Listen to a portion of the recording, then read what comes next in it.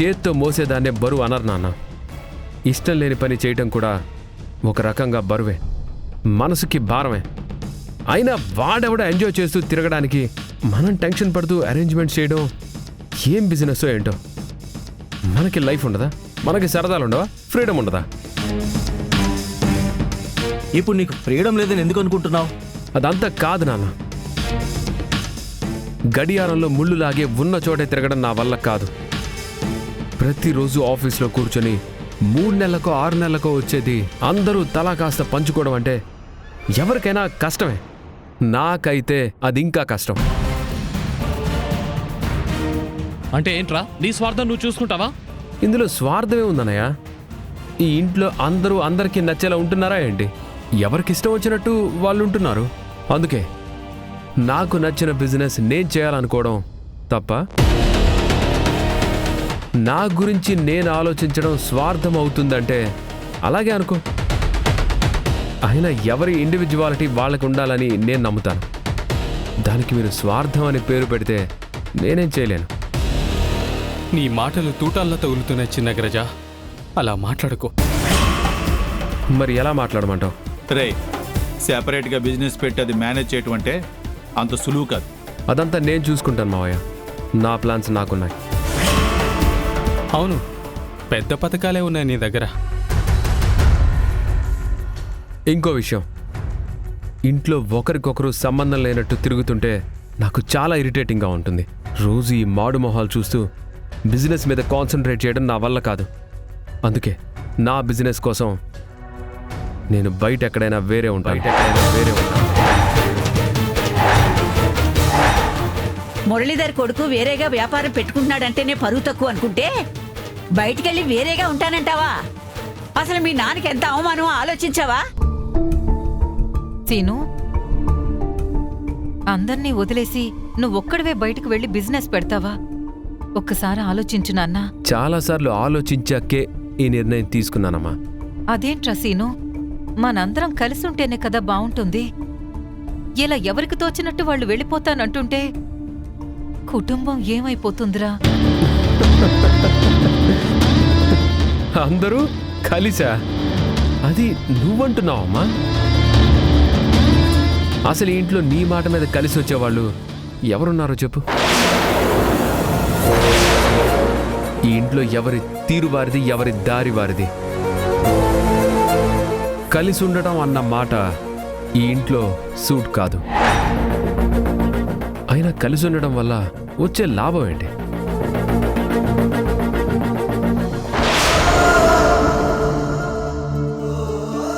ఏంటన్నయ్య, ఏమంటావు?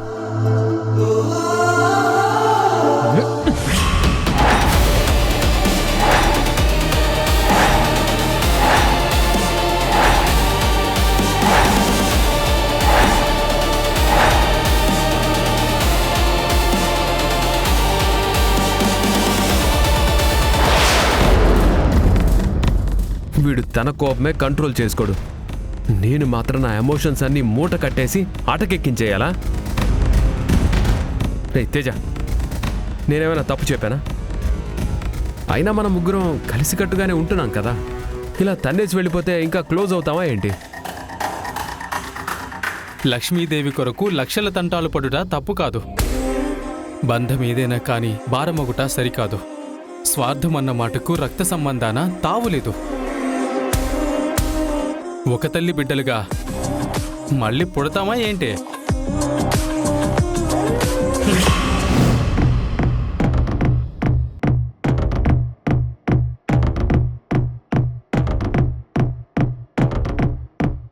చూసావా చూసావా ఆ పిల్లలు ఎలా తయారయ్యారో? వాళ్ళని కూడా నీలాగే తయారు చేసావా? అయినా ఇంట్లో ఇల్లాలు తిన్నగా లేకపోతే ఏ పిల్లలైనా ఇలా కాక ఇంకెలా ఉంటారు? చూడండి అత్తయ్య, కుటుంబాన్ని ముక్కలు చెయ్యాలని నేనెప్పుడూ అనుకోలేదు. అందరూ కలిసే ఉండాలనుకున్నాను, అందర్నీ కలిపే ఉంచాను.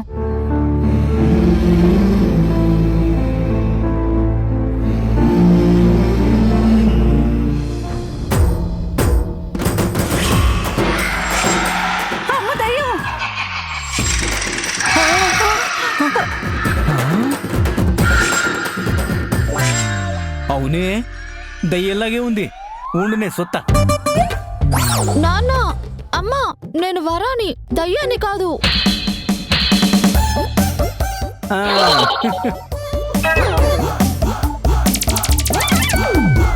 నిజమేనండి, మన వరమే. అయినా నేను దయ్యమని భయపడుతుంటే దయ్యాన్ని చూస్తానంటూ మీరు అలా వెళ్ళిపోతారేంటి? నీతో ఇన్నేళ్లు కాపురం చేశాక కూడా ఇంకా దెయ్యాలు పోతాలంటే నేనెట్టా భయపడతానే? అంటే ఏంటి ఏదో సోకులు అవసరమా? జడ్చుకొని చచ్చానే. చాలు చాలే, ఎల్లి కడుక్కొని చావు. అయినా ఎందుకమ్మా ఇవన్నీ నీకు? నువ్వు లక్షణంగా అందంగానే ఉంటావు కదా. అయ్యో నాన్న, రేపు పెళ్లి టైంకి నేను రంగు తగ్గాననుకో, కట్నం ఇంకొక 10 లక్షలు ఇమ్మంటే మీకు ఎంత కష్టం. ఆ, బానే ఉన్నాయి నీ చావు తెలివితేటలు. ఆ, అమ్మవరం మర్చిపోయానమ్మా, ఇందాక మార్కెట్లో అల్లుడు గారు కనిపించారు. ఎంత బాగా మాట్లాడాడు అనుకున్నావు? అవును, ఆ వినయం ఆ విధేయత. ఓసారి ఫోన్ అంట చెయ్యమ్మా. ఆ, ఆయన నీకు చేస్తున్నాడంట, నువ్వు ఫోన్ తీయట్లేదంట. ఇగో నువ్వు సెంటర్లో ఉన్నప్పుడు చేశాడో ఏంటో. ఎక్కడున్నప్పుడు ఫోన్ చేసినా నేను తీయను, వాడితో మాట్లాడను. ఆ?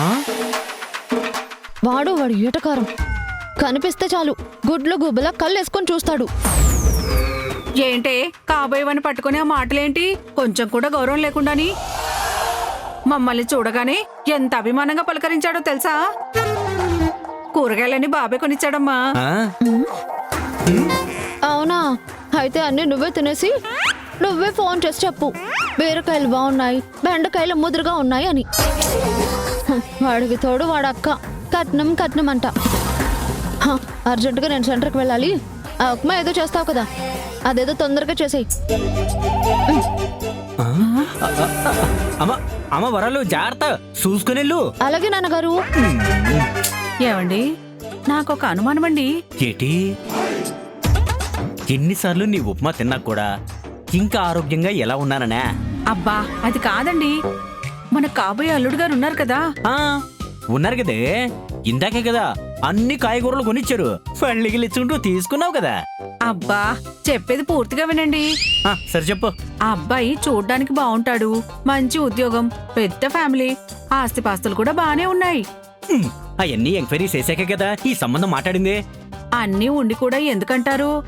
ఆ అబ్బాయి ఏదో తనకి పెళ్ళవదు, ఇంకో పిల్ల దొరకదన్నట్టు మన అమ్మాయి ఫోన్ తీయకపోయినా మాట్లాడడానికి ఇష్టపడకపోయినా సరే అలా బతిమలాడుతున్నాడు. అయితే ఇప్పుడు ఏమంటావే? అది కాదండి, ఆ అబ్బాయి మీద నాకేదో అనుమానంగా ఉంది. అనుమానమా? అంటే ఆ అబ్బాయిలో ఏదైనా లోపం ఉందేమోనని. ఆ? మీరంతా ఎంక్వైరీ బాగా చేశారా? ఛీ, ఈ యదవ అనుమానాలు నువ్వును. పెళ్లి చేసుకోబోయే అమ్మాయితో సరదాగా మాట్లాడాలని, అలా బయటికి తిరగాలని ఏ అబ్బాయికైనా ఉంటదే. మరి నన్ను పెళ్లి చేసుకున్నప్పుడు మీరెందుకు అలా లేరు? అదేంటే నాకు లేకపోవటం ఏంటి? నేను నీకు 3-4 సార్లు లెటర్లు రాశాను, నువ్వే ఒక్కదానికి కూడా రిప్లై ఇవ్వలేదు. బయటికి రమ్మంటే రాలేదు. అదేంటి నా దగ్గరికి ఒక్క లెటర్ కూడా చేరలేదు? ఆ? చేరకపోవటం ఏంటి? నేను మీ పని మనిషి చేతికిచ్చాను కదా. పని మనిషికా? అయ్యయ్యో, అది నాకు ఇవ్వలేదండి. అమ్మా, అమ్మ తస్సదియా, అది పని మనిషి దుబ్బేసినట్టుందే. అయినా నేను రాసిన కవిత్వం అట్లాంటిదిలే. అందుకేనా పెళ్ళయ్యాక నేను మీ ఇంటికి వచ్చినప్పుడల్లా ఆ పని మనిషి నన్ను అదోలా చూసేది. చాలండి మీ సంబడం, ముందు అల్లుడు గారి గురించి చెప్పండి. ఏడు చెప్పేది? పిల్లాడు సరిగ్గా లేకపోతే ఆడికి ఇష్టం లేదేమో, మూడిష్టిగాడేమో అంటారు. కొంచెం ఎక్కువగా మాట్లాడితేనేమో వాడికి ఏరే గతి లేదేమో అంటారు. ఈ అబ్బాయి విషయంలో నువ్వు అనుకున్నట్టు కాదే, అర్థమైందా? అది కాదండి. ఇంకేం మాట్లాడుకో. ఇదిగో నీకొచ్చిన ఉప్మా నా మొహాన పడి తినేసి నేను బయటికి వెళ్ళాలి, నాకు వేరే పనుంది. ఎలా?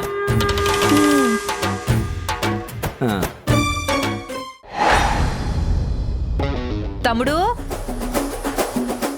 రే తమ్ముడు. అక్క వస్తున్నాను. ఏంటక్క అప్పుడే సెంటర్కి వెళ్ళడం రెడీ అయిపోయావా? ఏ నన్ను ఆపాలనుకుంటున్నావా? అంటే అల్లుడి సీన్తో నువ్వేం మాట్లాడవా? చెప్పాల్సిందంతా అందరి ముందు చెప్పేశాడు కదరా. అయితే ఆడు బయటికి వెళ్ళిపోతాను అంటే ఆడు నువ్వు వదిలేస్తావా? కనీసం నువ్వు మాట్లాడాడికి అర్థమయ్యేలా ఏం చెప్పవా? ఓహో, నన్నిప్పుడు సీనుకి క్లాస్ తీసుకోమంటావు? ట్రైనింగ్ సెంటర్లో అన్నేసి మంచి మాటలు చెప్తావు కదా, వాటిని ఇక్కడ కూడా వాడొచ్చని చెప్తున్నామండి. సరేరా, ఇప్పుడు నేను వాడి దగ్గరకు వెళ్ళి, బాబు సీను, నీ ఆలోచన తప్పు, ఇంట్లో నుంచి వెళ్ళిపోతావా? తప్పు నాన్న, ధర్మం కాదు కదా అని నేను అన్నానే అని అనుకో. హా. అప్పుడు వాడేమంటాడు? ఓహో, ఇప్పుడు నేను వాడి వెర్షన్లో చెప్పాలా? ఆ? చూడమ్మా, తప్పు గురించి ధర్మం గురించి నువ్వు చెప్పకు. నాన్న బిజినెస్లో డబ్బులు పెట్టను అన్నవాడిని నేను. ఎంతకంటే నా గురించి ఎక్కువ ఎక్స్పెక్ట్ చేయటం నీకే బాధను కలిగిస్తుంది.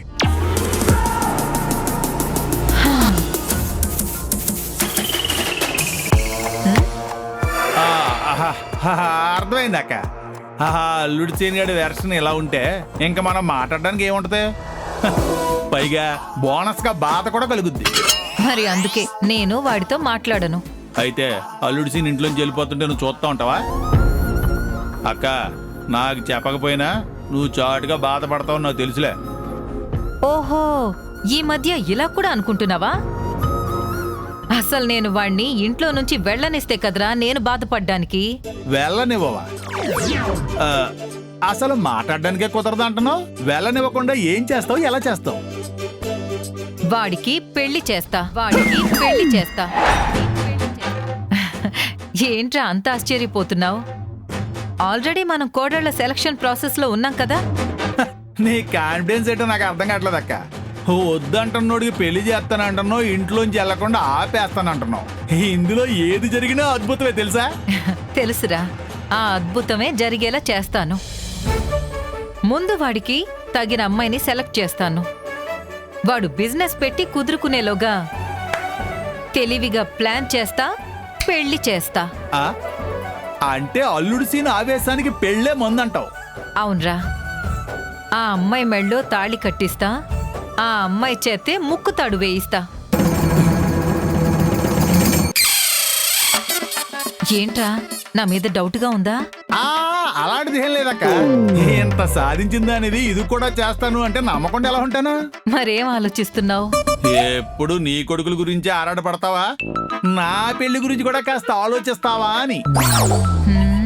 లేదంటే నేను కూడా ఇంట్లోంచి వెళ్ళిపోతాను అని బెదిరించాలా ఏంటి? బెదిరిస్తే నేనేమి బెదిరిపోను. పోతే పోరా, పక్కనే ఈ అక్క లేకపోతే నువ్వు దిక్కు మాట్లాడుకోతావు. భయం నాకు కూడా ఉంది అక్క, ఊరికే అన్నానంతే. అయితే పద. పోతాడంట, పోతాడు. నా పెళ్లి సంగతి ఏంటి అక్క? ఈ మాట అడిగితే మాత్రం పట్టించుకో. ఆడుతూ పాడుతూ పని చేస్తుంటే అలుపు సొలుపేం ఉన్నది, ఇద్దరం ఒకటై చెయ్యి కలిపితే కొదవేమున్నది. ఏంటండి మీరు రాలేరుతానని చెప్పి బియ్యం తింటున్నారేంటి? మంచిది కదా తెలుసా? నువ్వు వండే అన్నం కంటే ఇదే బాగుందే. ఆ, ఈ ఎకసెకలకి ఏం తక్కువ లేదు. చేయడం రాదు గాని చేసే వాళ్ళని మాత్రం అంటూనే ఉంటారు. బాబు కూతుళ్ళు ఇద్దరు. అది మా హక్కే. అవును, అమ్మాయిది ఇంకా బడికి రాలేదు.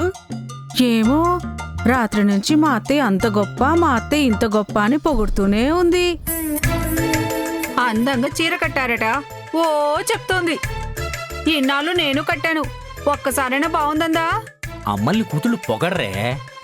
త్యాగాలు చేయటం అమ్మల కర్తవ్యం, ఇగ్నోర్ చేయటం కూతుళ్ళ లక్షణం. త్యాగమూర్తి అనే ట్యాగ్ లైన్ తగిలితే చాలు పనులన్నీ చేసుకుంటూ పోతారే ది గ్రేట్ మదర్స్. కాదంటావా త్యాగమూర్తి?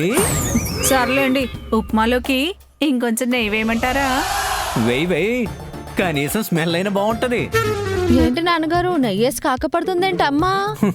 చీరల కోసం నగల కోసం ఈ అమ్మలు చేసే ప్రయత్నాల్లో ఇదోటమ్మా. నువ్వు మాత్రం నేర్చుకోవద్దే. నాకేం అవసరం? అప్పుడే ఏకమైపోయారా తండ్రి కూతులు? ఎదిగో, ఇవి తీసుకెళ్లి టేబుల్ మీద పెట్టు. అమ్మా, ఏంటి ఏంటమ్మా ఈ చీర కట్టుకోవడం? బయట కొంగు సరిగా లేదు, చుట్టూ తిప్పేసి నడుపులో దోపేసుకున్నావేంటి? ఏ జారిపోతుందా? సరిగ్గా ఇంతకంటే బాగా కట్టుకోలేవా నువ్వు? కావాలంటే చెప్పు, నేను కడతాను.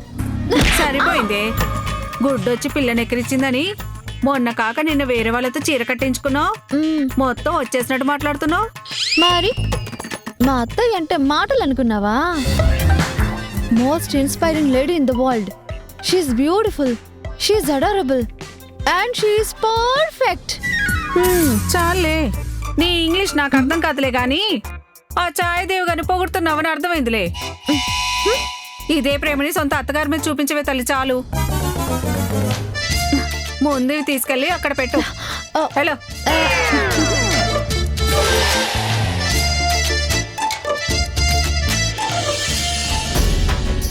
అవునండి, ఆ అబ్బాయి వాళ్ళ నాన్నగారు మళ్ళీ ఫోన్ చేశారా అండి?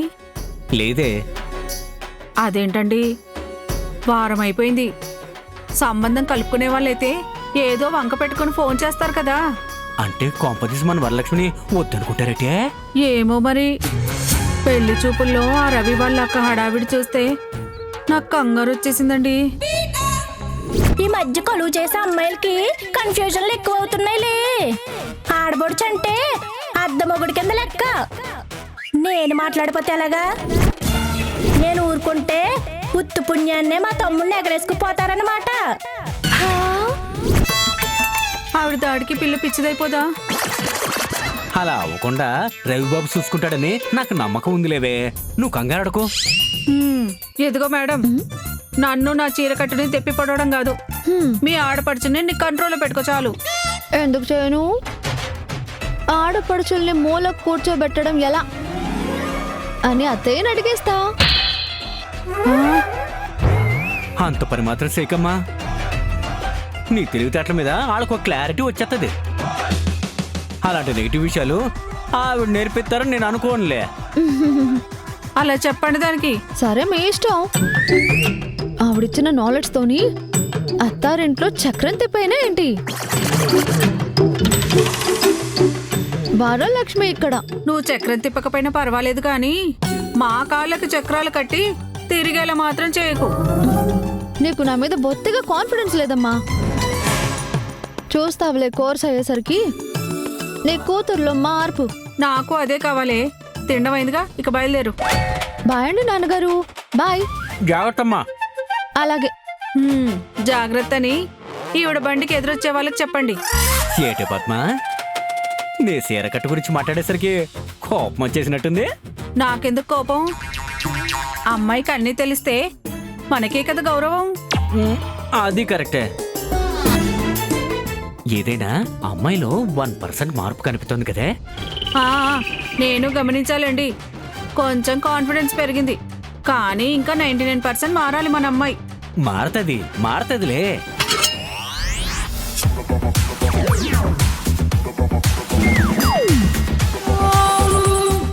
అయినా అమ్మాయి అనేది కరెక్టేనే. నీకు సీర కట్టుకోవటం సరిగ్గా రాలేదే. చూడు, సీరకున్న అందమంతా పోయింది. పోనీ మీరు నేర్పిస్తారా? ఏటే పొద్దున్న ఈ సరసం. ఇది సరసంలా అనిపించిందా మీకు? చీర కట్టు గురించి నాకు చెప్పకండి. ముందు పెళ్లి వాళ్ళ ఆలోచన ఏంటో తెలుసుకోండి. చెడు చెప్పే వాళ్ళు చుట్టూ ఉంటే మంచి కూడా చెడవుతుంది. అవకాశం మనకి రవి ఇవ్వలే. అతని మీద నాకు శానా నమ్మకం ఉంది. ఏటి వింటున్నావా? నువ్వు వినవు. ఎందుకైనా మంచిది, వాళ్ళకి ఫోన్ చేస్తేనే బెటర్ ఏమో.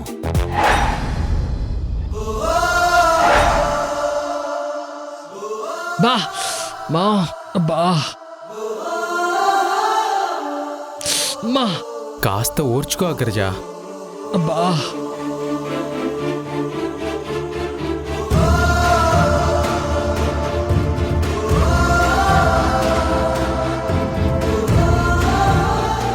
కోపం తాలూకు పర్యావసానం ఇది. హే, ఆపరా నువ్వు నీ వ్యసనం. కోపం వస్తే రియాక్ట్ అవ్వవే ఏంటి? బా మా ఓహో, శ్రీను సోదరా, నీ ఓదార్పు కోసం అగ్రజుడు అర్రులు చేస్తున్నాడు. ఎవడు చెప్పాడ్రా? అయినా మనం ఒకటి అనుకున్నప్పుడు మన మధ్య సీక్రెట్స్ ఏంటని కోపం వచ్చింది. ఆయన నన్నెవడు ఓదార్చనక్కర్లేదు.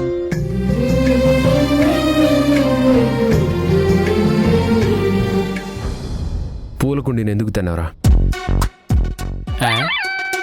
చెప్పు. పూల కుండీని ఎందుకు తన్నావు? రైతేజ, చెప్పాను కదా, నన్నెవరూ ఓదార్చక్కర్లేదు. ఇక్కడ ఎవరిష్టం వాళ్ళదైపోయింది. అవునరా, నా ఇష్టం నాది. ఆయన పూల కుండీని ఎందుకు తన్నావో చెప్పు. అగ్రజ, అంత గట్టిగా అడుగుతున్నాడు కదా, సమాధానం చెప్పు. రే, నా కోపం గురించి తెలుసు కదా, నన్ను డిస్టర్బ్ చేయకండి. ఏంట్రా వీడు? అయ్యో, అగ్రజ, అయ్యో. అన్నా అంటేనే ఉన్నానంటూనే చిన్నోడి కోసం నిలబడతావే. అన్నా అంటేనే ఉన్నానంటూనే చిన్నోడి కోసం కలబడతావే. చిన్నతనమేమైపోయే నన్ను వదిలే నీదే చేయే. అంత కలలాగే కరిగే కథ కథలకాగే అందమైన గూడే చెదిరే.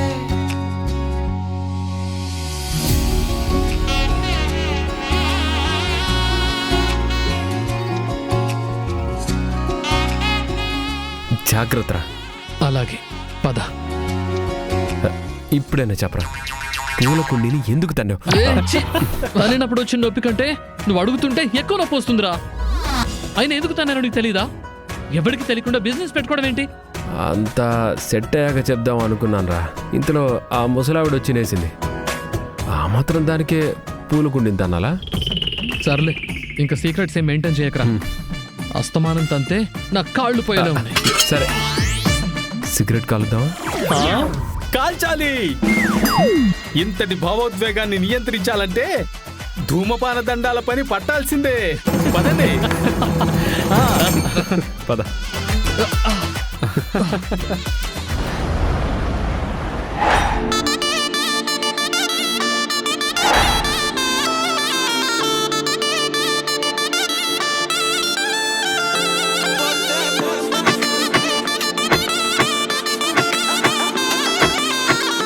Good morning sir.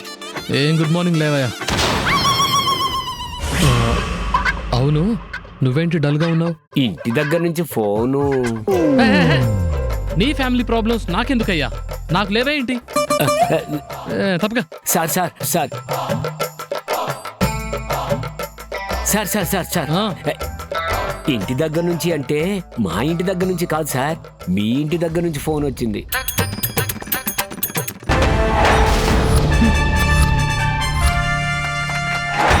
అమ్మ వరలక్ష్మి, కోత కోత పెట్టు. కోత ఏంటి కోత? కబడ్డీ కబడ్డీ బోల్ కే ఖేలో. కబడ్డీ కబడ్డీ కబడ్డీ కబడ్డీ కబడ్డీ కబడ్డీ ఇలా ఎన్నిసార్లు అనాలి? 116 సార్లు. అలాగే, కబడ్డీ కబడ్డీ కబడ్డీ కబడ్డీ. లక్ష్మి, చింతకాయ పులుపు నా మాట గెలుపు, చింతకాయ పులుపు నా మాట గెలుపు. కబడ్డీ కబడ్డీ కబడ్డీ కబడ్డీ కబడ్డీ కబడ్డీ కబడ్డీ కబడ్డీ కబడ్డీ.